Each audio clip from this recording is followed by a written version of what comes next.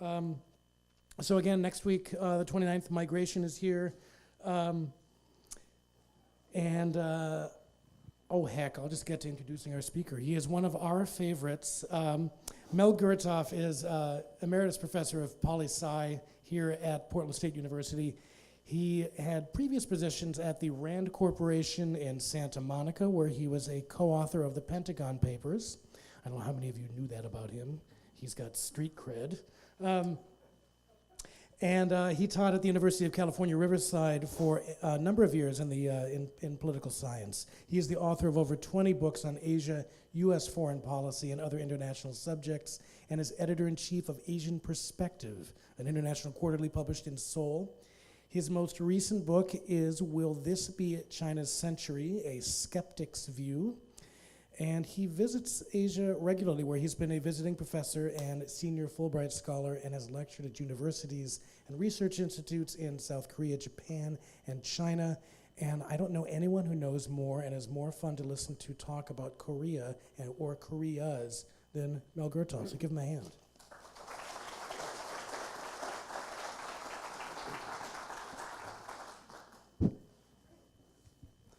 Well, thank you very much. It's nice to be back on campus. Most of my days are spent being a farmhand to my wife, who in a little place which you've never heard of called Deadwood, Oregon. I thought not South Dakota, Oregon. And we have about 40 acres there, and I pretend to be a farmer. It's always nice to get away from moving dirt from one pile to the next. So I thank you for this opportunity. I think the original advertisement for the talk was with a focus on inter-Korean relations. But my guess is, and my hope, is that you'll be a bit more interested in listening to an interpretation of the most significant recent development on the Korean Peninsula, which of course is the fourth nuclear test, or if you believe the folks in Pyongyang, thermonuclear test that occurred on January 6. And I think it's more interesting not just because it involves the ongoing, seemingly unresolvable question of what to do about North Korea's nukes, which is a regional issue, and of course a global issue as well. But it really brings up a very important additional question about the ways of American diplomacy. Because, as I'll make a major theme of what I want to say, I think the latest and fourth North Korean nuclear test represents an ongoing failure of American foreign policy. And I say that not just as the loose talk of another liberal academic, but really because it's a widely shared point of view. Most recently, just a few days ago, by a very prominent diplomat with extensive experience in Korea. His name is Donald Gregg, G-R-E-G-G, who was for some time in the 1970s U.S. ambassador to South Korea and CIA station chief in Seoul. So he knows wherefore he speaks, and he said that it is the most colossal failure that he's aware of in American foreign policy generally since over the last, say, 50 years. That's quite a statement. But whether you think of it as the most colossal or simply colossal isn't really the point. The point is to analyze what the United States has done in response to the North Korean test, and what it might have done and still can do. Let me backtrack, though, a bit to give you some perspective on where I come from in analyzing North Korea, which I've been doing for a great many years. I was thinking about in preparing for this talk, what is it about North Korea that over a good many years of study, most strikes me as generalizations. And generalizations, moreover, that I think fit with an effort to explain why the North Koreans did carry out this test. And four lessons strike me as particularly prominent about the North Korean leadership. The first is a militant nationalism, a deep pride in what they are about, a strong sense of independence and self-reliance. Second, trust no one. There are only enemies and faithless friends. And in that latter category, I think that the North Koreans would put the Chinese, the very people whom Washington continues to rely on to be the key to dealing with North Korea. I think it's one of our biggest, but not the only mistake. Third is the pervasive sense of external threat. Threats to the regime, both in terms of of national security, but also in terms of regime security, which after all is central to the North Koreans and the maintenance of their current system, as horrendous as it is. And lastly, the desire for attention to its interests, to what the North Koreans would consider their legitimate interests in terms of national security, in terms of the kind of socialist state that they have built, and so forth. And if you put all those things together, in terms of trying to interpret why these nuclear tests keep getting conducted, even though the North Korean leadership is fully aware of how isolating those tests make their country in international affairs, I think you have to examine those four lessons or precepts that I've just thrown out, because what they come down to is that for North Korea, nuclear weapons are the key to security and legitimacy within this very dangerous world environment that they perceive. And so each one of these tests, certainly including the one on January 6th, is viewed by them as a way of saying no. No to the Americans, no to the South Koreans, certainly no to the Chinese and the Russians, all of whom have taken steps, some very serious ones, some more modest, to try to rein in the North Koreans from what they, as the international community, regards as illegitimate behavior.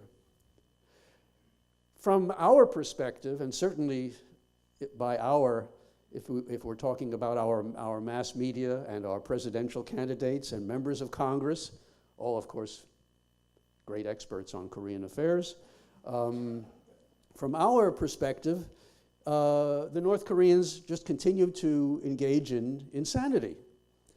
I mean, why continue to isolate themselves and subject their country to ongoing and ever-deepening sanctions, criticism from every quarter, including certainly the United Nations Secretariat itself? Why do this? It just doesn't fit with what is considered the logic of international affairs. And again, I would say that from the North Korean point of view, there's everything to say in favor of continuing to develop nuclear weapons, so long as the world is not going to give the North Korean leadership the legitimacy and sense of security that it desperately desires. And what it comes down to is this: whereas the United States, among other countries, regards the nuclear issue as the central issue on the Korean Peninsula, I disagree. I think the central issue on the Korean Peninsula is trust. And the failure of the United States is the failure to engage in trust building with a very difficult adversary, a very frustrating adversary, one whose values, whose approach to issues as concrete as human rights is terrible from our perspective. And no one, and least of all me, is going to try to defend the North Korean record on that score. But we sometimes have to deal with people who are very much unlike us, who seem to engage in constantly threatening behavior, including many provocations, and I would put the nuclear test in that category. But as we have now demonstrated in the case of Iran, and the Secretary General of the United Nations himself reminded us of this just the other day, we have to ask the question, why Iran but not North Korea? Why can't we engage with difficult others in the Korean case, but have proven quite capable of doing so in the Iran case? Now, obviously, each case is quite different. But in the North Korean case, we have actual nuclear weapons, right? And more of them. One of the most important researchers on North Korean nuclear weapons is at the Los Alamos Laboratory, which I'm sure many of you have heard of. His name is Sid Hecker, often in the news, and a frequent visitor to North Korea, and one of the very few foreigners who was actually allowed to visit the North Korean nuclear laboratories, which is very unusual.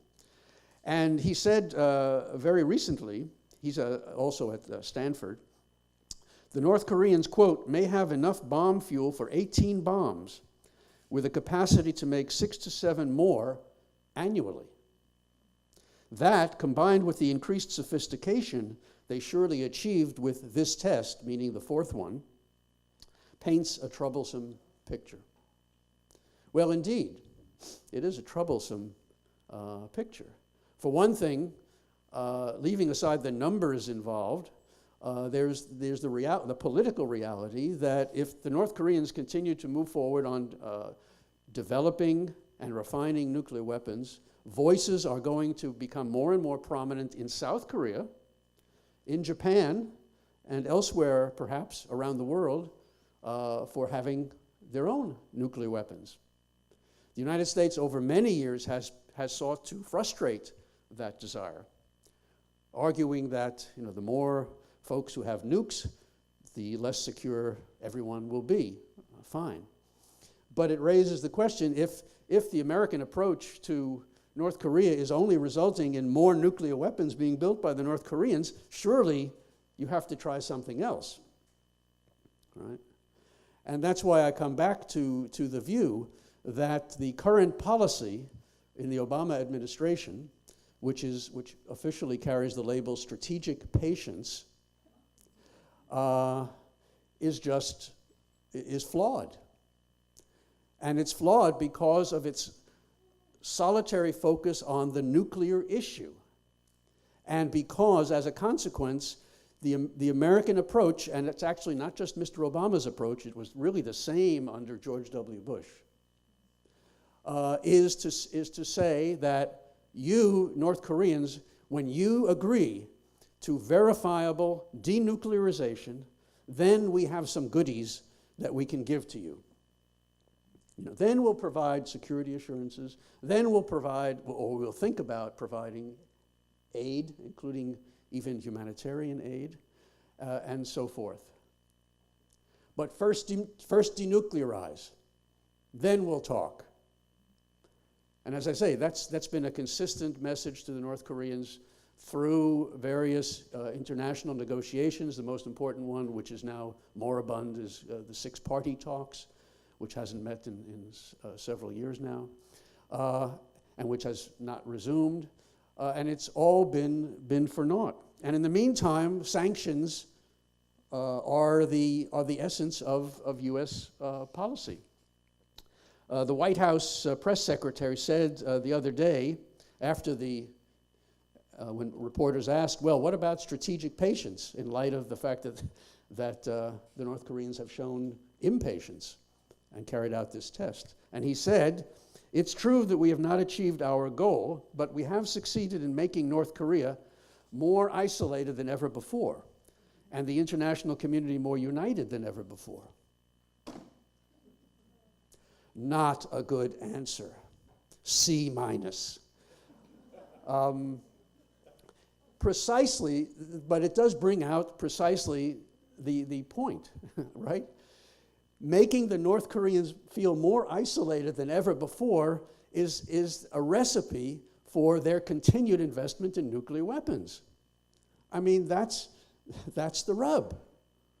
And Ambassador Gregg, the person I mentioned at the start of the talk, said that if you're going to seek to further isolate this regime, if you're going to give them the message that the only thing that will really turn around the situation is regime change, something that we became very familiar with under George W. Bush.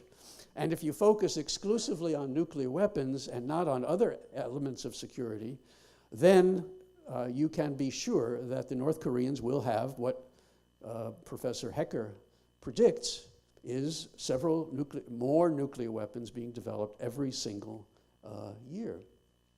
After all, the North Koreans read the New York Times and the Washington Post too, and they know that Iraq and Libya and Iran, failed to develop nuclear weapons and had to make great sacrifices as a result.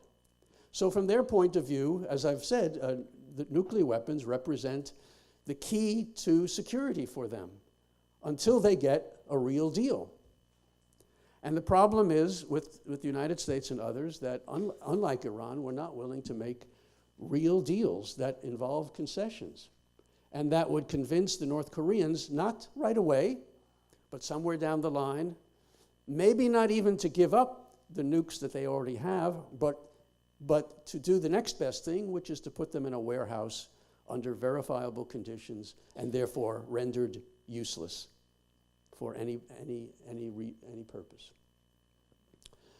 Many people have argued, and I've come to share the view that probably the North Koreans will never actually give up their nuclear weapons. But I don't think that needs to be the one and only goal. Warehousing those weapons under verifiable inspection procedures is a pretty good second choice. But to get to any point involving a North Korean movement away from reliance on nuclear weapons for deterrence is going to take negotiation. Difficult negotiation, the sort that John Kerry has so effectively carried out with Iran.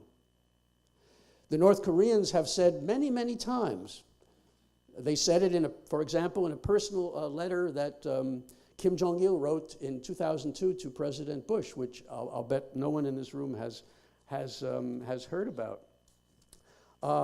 That, if we can get assurances about security, we can do business. Here's part of the letter that he wrote in November 2002. Quote, "If the United States recognizes our sovereignty and assures non-aggression, it is our view that we should be able to find a way to resolve the nuclear issue in compliance with the demands of a new century. If the United States makes a bold decision, we will respond accordingly." Now, I'm not suggesting that we take that statement at face value, but that's what diplomats are paid to do, is to negotiate about these things. And you don't, and as we all know, you don't negotiate with another party by pointing a gun at them. The key, again, is to find a way to build trust. And it's become not just an American challenge, but it's also become one for the Chinese. In Washington, the tendency, and you've read about it in just the last week or so, when John Kerry, for example, told the Chinese, it's no longer business as usual. You've got to get on the North Koreans' case. Again, a very serious misreading of North Korean nationalism. The North Koreans certainly have reason to listen to what the Chinese have to say, because after all, the Chinese are the main suppliers of food and fuel. And the Chinese have made very clear sometimes even quite publicly in the last few years, that they feel that the North Koreans have become more of a liability than an asset in international affairs. Why? Because just as the Americans have found in places all over the world, sometimes people don't listen to what you demand that they do. It's a very strange thing. They don't take orders the way they perhaps used to.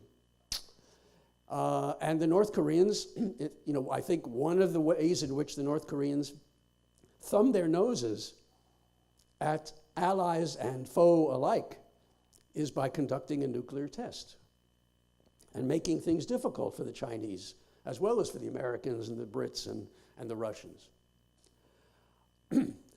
What the North Koreans are proposing and have proposed for many years, is a peace treaty with the United States that would finally and officially end the Korean War. Because all we've got so far since 1953 is an armistice. A peace treaty. And out of that peace treaty, which would presumably include a pledge of non-aggression that I just read to you from Kim Jong-il, would presumably come the establishment of diplomatic relations, the start of some kind of assistance program, beyond merely humanitarian assistance, an end or a gradual end, as with Iran, to sanctions, and in short, the start of normal relations in a very abnormal situation. Why that can't be accomplished, of course, has a lot to do not just with American strategic thinking, but also, of course, with our own domestic political situation. In a way, it strikes me that the deal with Iran has pushed even farther back the prospects for any kind of new deal or even new talks with North Korea. Because it's been so politically difficult and will continue to be for President Obama and his successor to continue on the path of engaging with Iran, and to do so with yet another formidable adversary like North Korea, I think is to put too much on the table of the American president.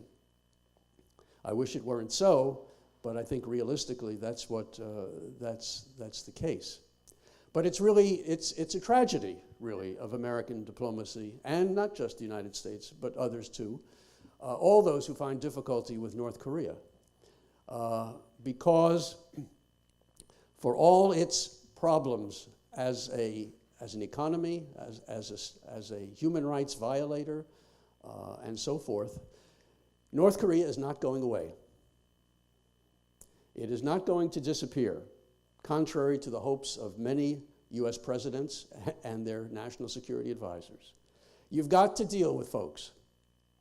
If we can deal with the Ayatollah, if we can deal with Assad in Syria, if we can deal with Mr. Putin and other unsavory types, then I think we can deal with Kim Jong-un. Thank you.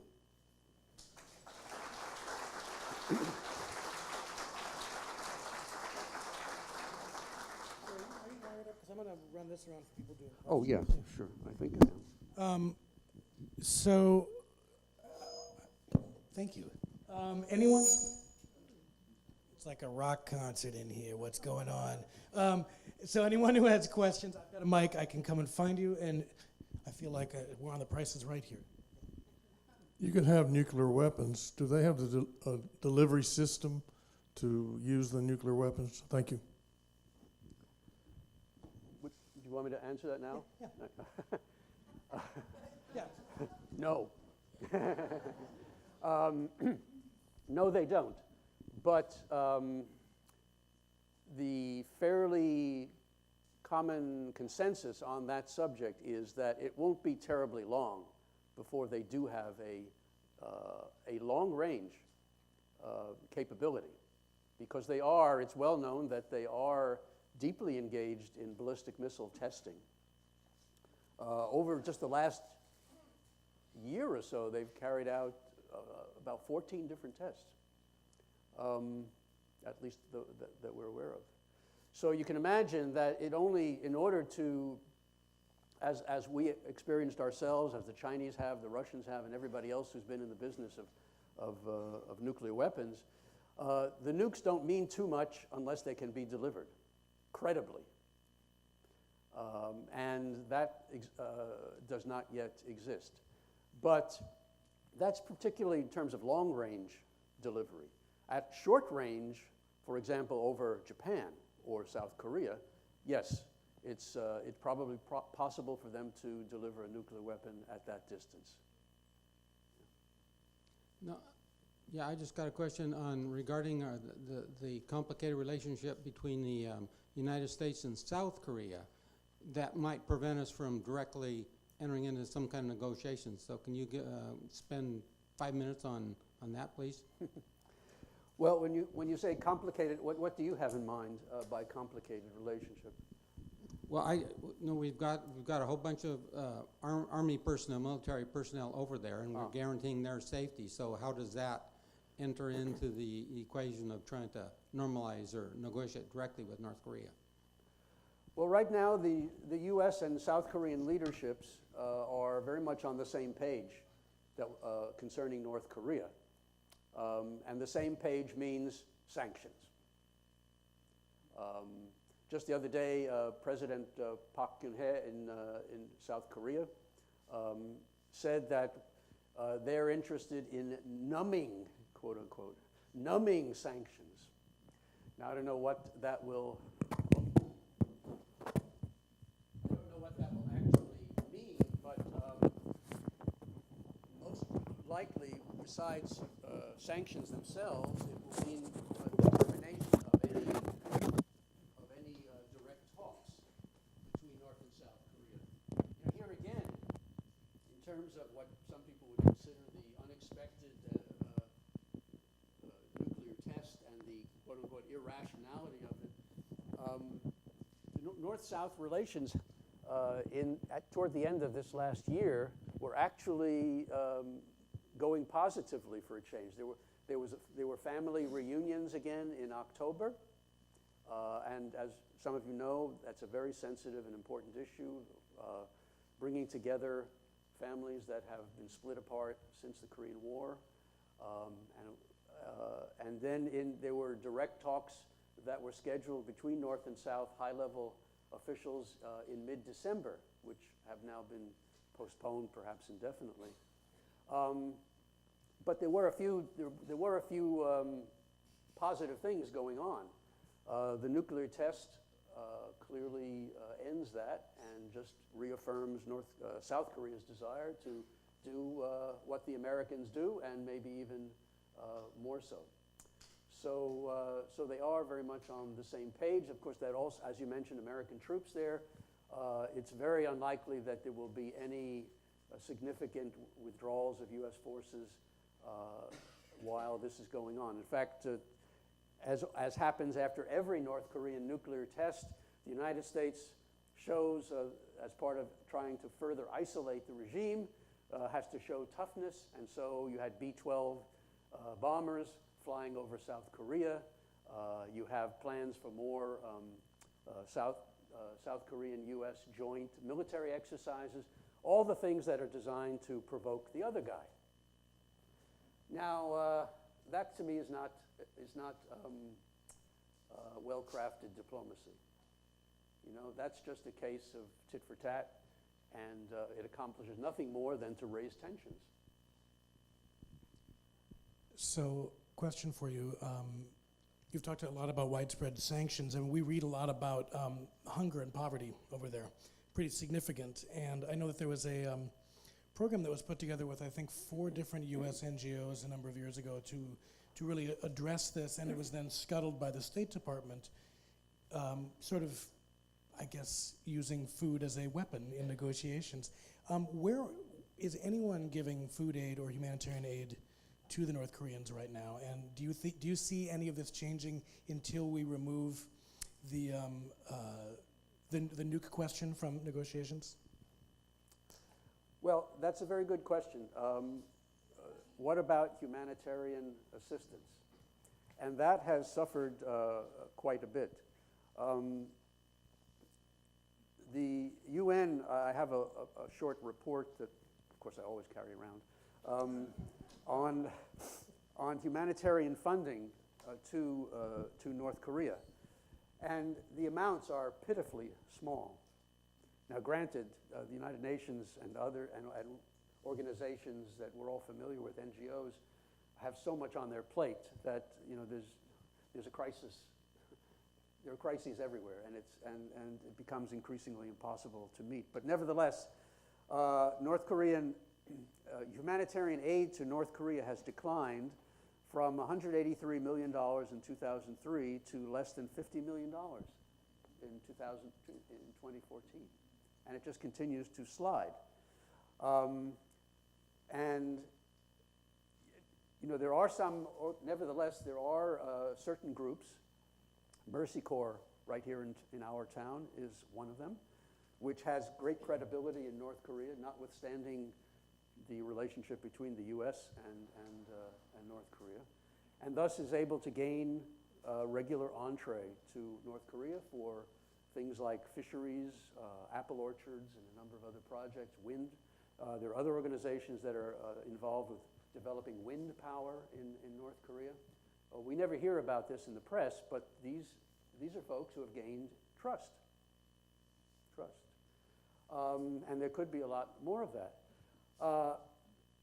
Aid of any kind, including humanitarian aid to North Korea, is so unpopular in the U.S. Congress that it does get wrapped up in the whole sanctions issue. Just the other day, as you can imagine, as soon as the North Koreans conducted that fourth nuclear test, a number of different committees within the U.S. Congress began exploring how further sanctions could be developed against North Korea. And the latest sanctions bill that is now circulating, and I think there are actually 4 of them, but the latest one that is making its way through committee would allow for a humanitarian exception, which mainly means food, but under very strict conditions that can easily result in the stoppage of food, medicine, and other vital things. The president himself has to reaffirm that this humanitarian assistance is in the national interest, and that's a hard sell these days. So in short, what actually reaches the North Korean people, who are in terrible conditions, is very, very limited. Very limited. I mean, when you think about it, $50 million to a country of that size, of 20, let's say 25 million people, is absurd. It's embarrassing. It's scandalous. Sir? Yes. Okay. Hold on. He's got a mic here, and I'll bring the mic back. Oh, I'm sorry. I have. I'm known to be able to speak loudly. Oh. No, I'm just curious. Next. Yeah. Would you see major, either historical, cultural, or in other big aspect ways, that there is some very distinctive differences going on between North and South Korea and the 38th parallel and everything we've been talking about, that has meant we haven't gotten anywhere and there's no reunification of the Koreas. Whereas I think there were a lot of us in the U.S. that never thought East and West Germany would come together. And there were troops massed on both sides, and there were walls and so forth. I'm not trying to pretend that I'm sure the situations are the same, but I'd be interested in anything you might say about that. Well, one of the biggest obstacles, aside from the obvious political ones for now and for the foreseeable future to Korean unification, is precisely the very, very different levels of economic development and all that entails in terms of training, skills, education, health public health and everything else between the two. You know, years ago when unification looked conceivable, a number of organizations, think tanks in South Korea began to cost out what that would amount to. And I've lost track now of how exactly how many dollars these folks came up with, and it's not really too important anyway, except to say that it was an extraordinary amount of money. And that's just at the very practical level, because there are important cultural differences that have emerged between a heavily ideologically trained and politically repressed North as compared to what you have a vibrant democracy, not ideal, but then again, neither is ours, but a vibrant democracy in the South. And so reconciling the two Koreas, even in the best of circumstances, would take an awful lot of time and effort. But that's not to say that it won't and shouldn't happen. It will, someday, not in my lifetime or yours, but someday. Of course, you know, when you look at what happened with the two Germanys, I always fall back on an expression from my years growing up in Brooklyn. You never know. So, you never know. Yeah, I have a question and one comment.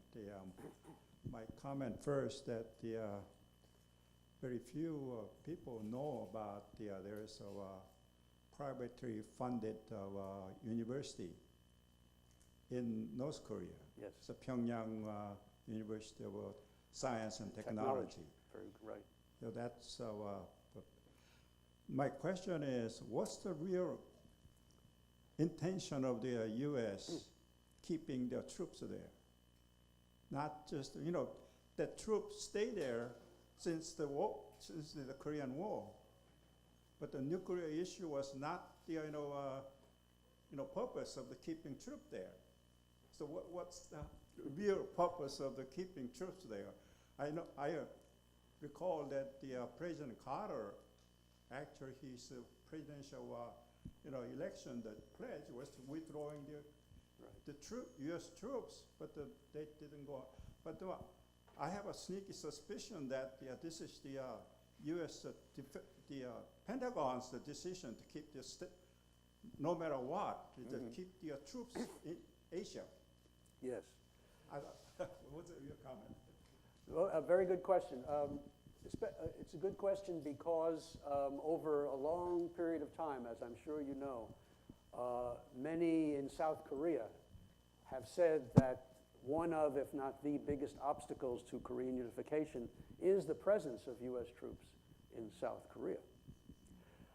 The official American position has always been that the troops are there to defend South Korea, of course, against another outbreak of fighting on the Korean peninsula, which is to say a North Korean invasion of the South.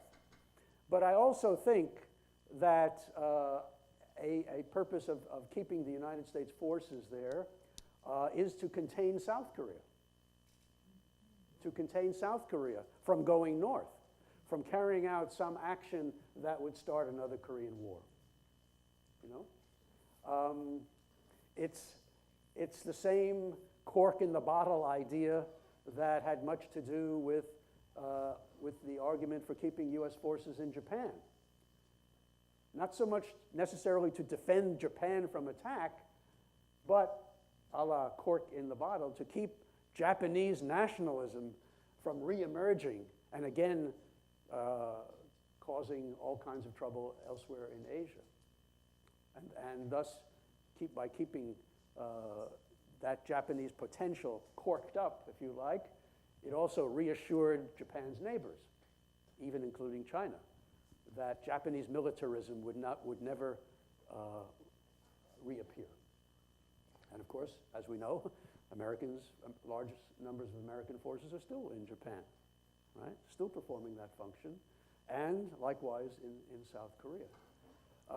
So the official argument that we always get, that those American forces are there for assurance to South Korea that we will defend them, is an increasingly weak argument.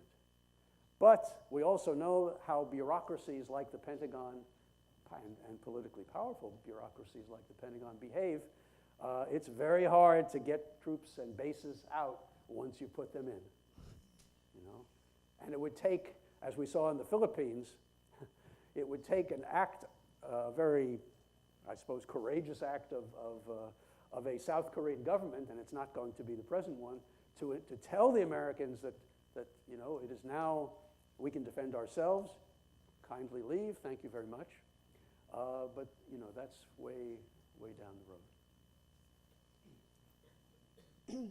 This may be a silly question, but let's see here. Oh. A couple years ago, a basketball player whose name escapes me. Dennis Rodman. Yeah. Okay. Was this a positive or a negative type of act, or neutral?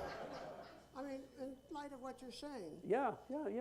No, yeah, I know everybody sort of laughs when they, Dennis Rodman. Well, he's good at rebounding, but actually I thought it was great, you know? I thought it really pointed up the idea that, hey, look, it takes some slightly off-center basketball player to get into North Korea and sit down with the big guys there. Why can't we do that? Well, of course we could, if we chose. So I think it just pointed up how little diplomatic effort is attached to the North Korean issue, that we would have, that you have this basketball player wearing, you know, crazy clothes and dyed hair, making his way, you know, with great fanfare into North Korea. It's a strange world out there, folks. How would the North Koreans accept aid? It seems like they would not take food from the international community because of their pride. So it must be really tricky what they're trying to figure out, how to aid them without saying, here, you can't feed your people. Yeah. Well, they do, as I said, they do accept food aid from the international community, and they have been doing that especially since the 1990s, when they had that terrible famine, which has become and remains a very serious public health issue, because you have children now who are malnourished in those years growing up with presumably, I mean, this is according to the World Health Organization, you know, with serious mental deficiencies. And yes, there is an issue of pride there, absolutely. And so when it comes to delivering aid, and this is true, you know, in any context, I mean, we can look at our own community. Charity, you know, is not easily taken. It depends upon how you give it. And so there have been some food and humanitarian assistance providers that have been told to leave. Of course, it also has to be said that the North Koreans' own behavior has not been exemplary when it comes to this, because we know for a certainty that some portion of humanitarian assistance, especially food, gets diverted to the military, which is a privileged institution in North Korea.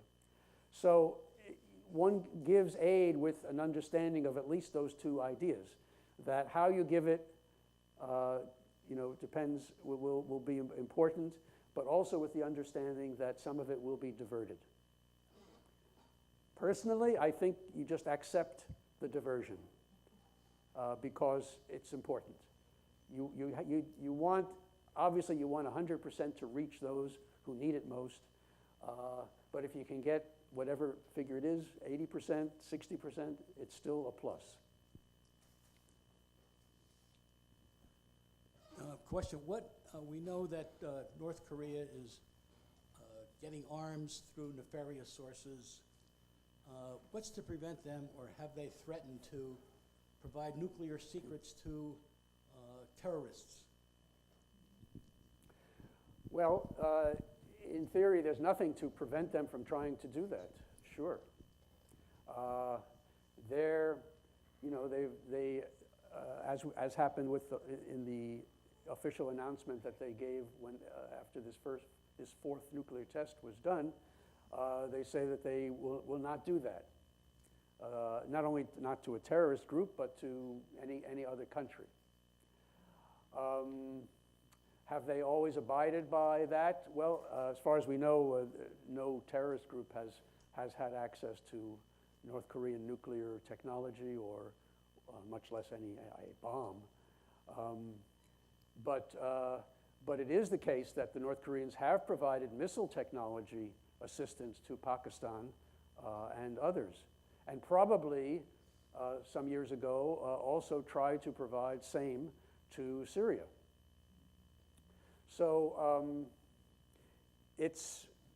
there's an issue of proliferation there that is going to be around for some time.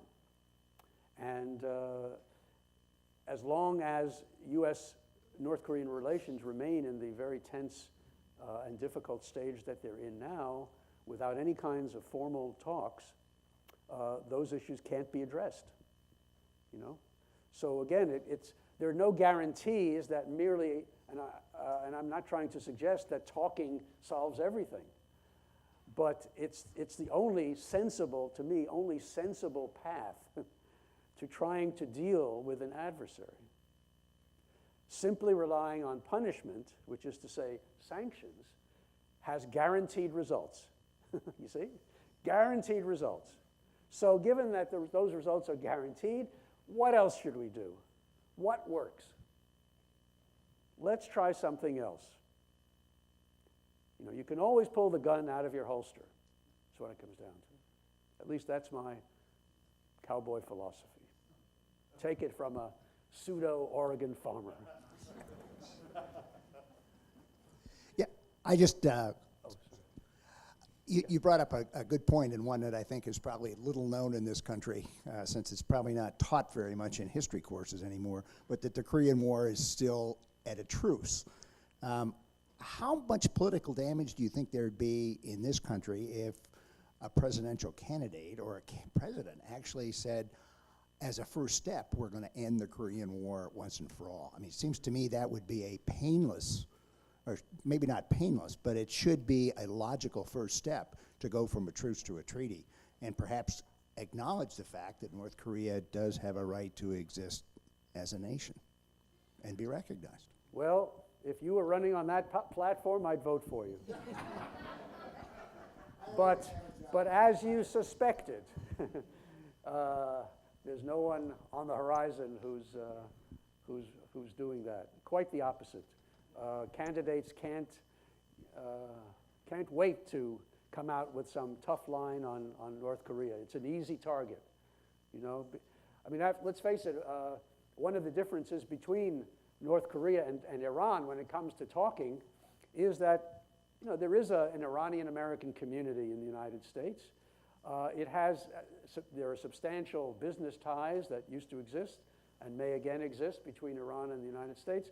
There are a lot of and cultural ties as well. I mean, all of these things provide a constituency in favor of those talks, in favor of engaging. North Korea has no fans here, you know, and that makes the lack of a constituency, I think, has a good deal to do with why it's so politically unpalatable to propose something like a peace treaty. I think it would be a very courageous step, to be sure. But I don't hear Hillary or Bernie saying that, and of course Donald Trump and Ted Cruz just want to bomb them, and that's their diplomacy. It's right here. I'm wondering if you think the development of a verification regime through the Iran nuclear agreement will alleviate some of the bipolar structure of negotiations and American paranoia that seems to contribute to I'll identify the sanctions going through the current Congress as an example of inappropriate response. And And as Americans, we need an assurance through some kind of structure, and whether over the next few years we will ourselves be assured through the Iran agreement. Well, there's no question that, yes, I agree with the old, with that famous statement that Ronald Reagan made, trust but verify. Sure. I mean, that's true in our personal dealings often, and as well as between countries. So yes, there is a process in the Iran agreement which does allow for verification. Now, in the process, as you've read in the newspapers over the last few days, Iran has come through. It has gotten rid of about 98% of its nuclear weapon material, exported it out of the country, and done other things that were required of it, sufficient to begin to ease economic sanctions. Now, of course, other sanctions have now been put in place. So we're far from the end of the road, but this will be a step-by-step process. And on the Korean side, we did have the makings of something similar going back to 2005.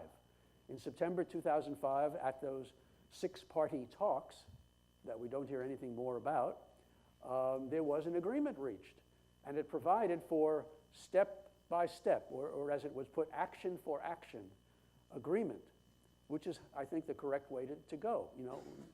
We do something, you do something, we respond positively, you do the same, and eventually we get to where we would like to be.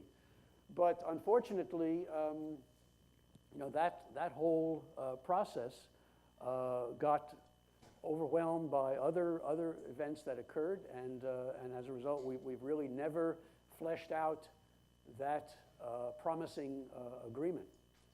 And so, here we are. But if that agreement had been followed, there would have been a verification regime in place.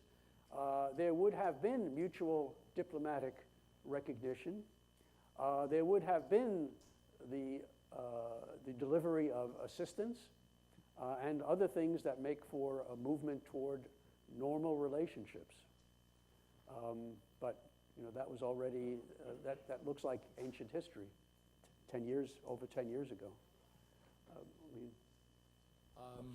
Can you elaborate a little more on China and the various components of the Chinese relationships with the Koreas, and how the Chinese see their interest, and in that light, what role they might play in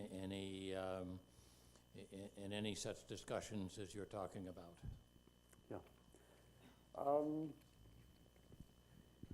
There's always been a group within or close to the Chinese leadership, particularly representing the interests of the Chinese military, that remembers the Korean War, remembers Chinese intervention in the Korean War that essentially saved North Korea, and which is prominent in putting forward the view that North Korea, come what may, is still very important to sustain for as long as possible, because it is a buffer, a security buffer for China. And so that kind of strategic thinking has been one element, but it's become less and less significant an element in the Chinese view, because of the, as they would have it, unpredictable and dangerous behavior of the North Koreans. I mean, the Chinese don't appreciate any action by the North Koreans that has the effect of stimulating new tensions and the possibility of war on the peninsula. And we can easily understand that. Nor are the Chinese particularly anxious to see anything that has a destabilizing effect within North Korean society, because of the possibility of a refugee crisis that would spin out of control. So, as the Chinese like to put it, and I think it's quite credible, what they want is, quote unquote, peace and stability on the Korean peninsula. I think in their heart of hearts, and it's become even more more publicly stated in the last few years, the Chinese understand full well that North Korea does not have a great future under the kind of leadership it now has. That there will someday come a time when they'll need to be involved in talks about a political transition to a different North Korea and potentially for a unified Korea. But they are not about to take steps, contrary to John Kerry and others in Washington who would hope otherwise, they're not about to take steps to undermine the North Korean leadership, to the point of destabilizing it. The Americans may believe in regime change, the Chinese don't, for their own reasons. I mean, the United States is far away. China is right next door. So they're not going to take those kinds of steps, the kinds of sanctions, shipping sanctions, banking sanctions, and all the rest, fuel sanctions that the Americans are now talking about. At the same time that they are increasingly, as I've said already, critical of Kim Jong-un's leadership. So the best the Chinese can do, yes, there are some sanctions that they carry out. I mean, the Chinese aren't giving the North Koreans everything they want.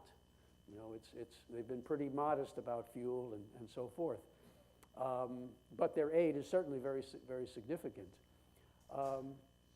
But at the same time, they are very critical, and they have shown that. One of the most important ways they've shown it, aside from direct criticism of the nuclear tests, for example, is by developing a very tight relationship with South Korea, and at important diplomatic functions, such as one late last year.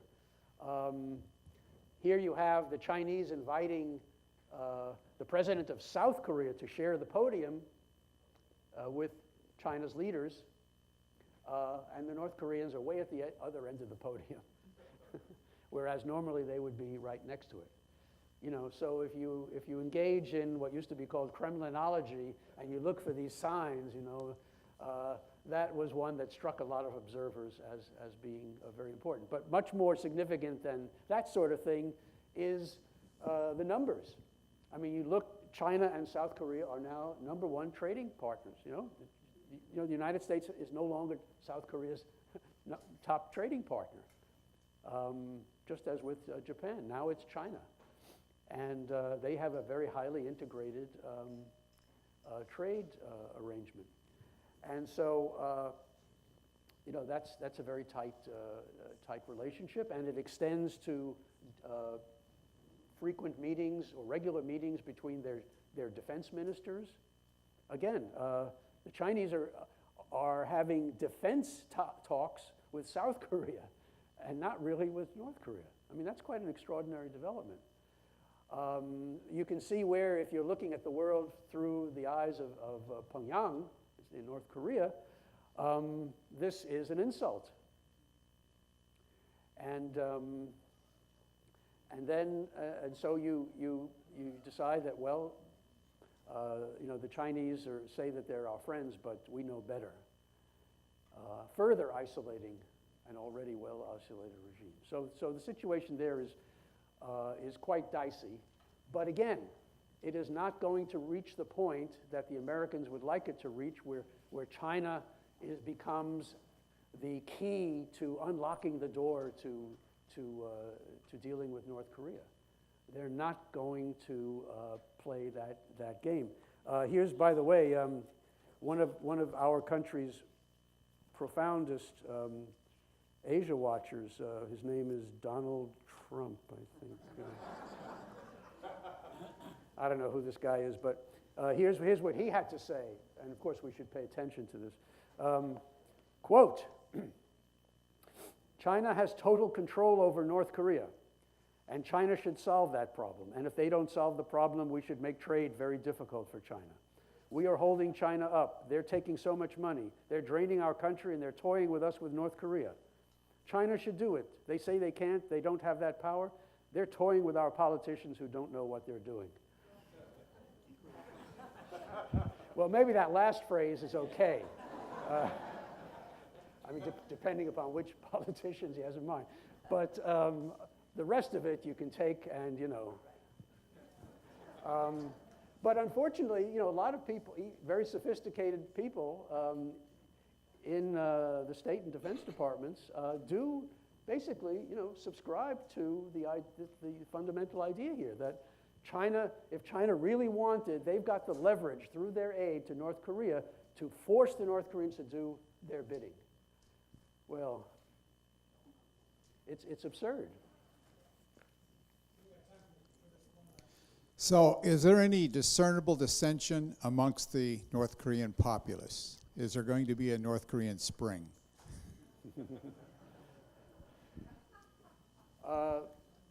Just as the Chinese showed in their response to the Arab Spring, the North Koreans have shown it in spades.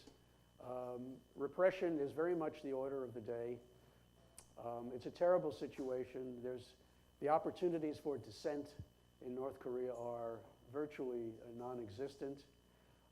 You may recall that a very damning Commission of Inquiry report on human rights conditions in North Korea was issued via the UN a number of months ago. It's led to calls which the UN is pursuing for criminal charges to be brought against the North Korean leadership. And it's just to say that that the gulag, the North Korean gulag, is a reality, and it's a very, very serious problem. There again, you know, it compels us to address the very difficult question: how, if we have humanitarian concerns, how can we best find our way to the North Korean people, not just their government? Humanitarian and other kinds of assistance can help to do that, even though it's going to be very modest. It can help to build trust at a grassroots level, which may someday become politically important. But ultimately, you know, improving another country's human rights from afar is a very, very difficult proposition. And no amount of lecturing and criticism through international channels is really going to be the key to unlock that particular door. Let's give Mel a big hand.